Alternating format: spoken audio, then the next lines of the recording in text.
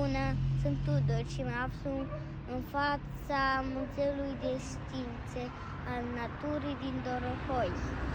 În acest muzeu găsim colecții de insecte, roci și minerale, moluște, scoici, crustacee, șerpi, pești, arici, păsări exotice, animale.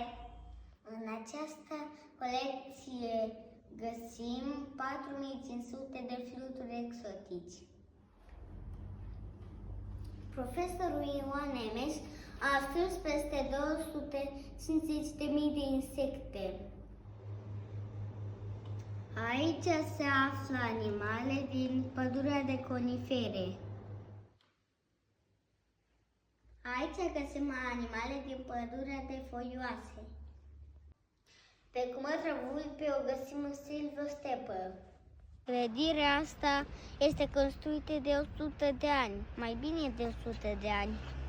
La mulți ani, România! Să trăiești bine și să înflorești!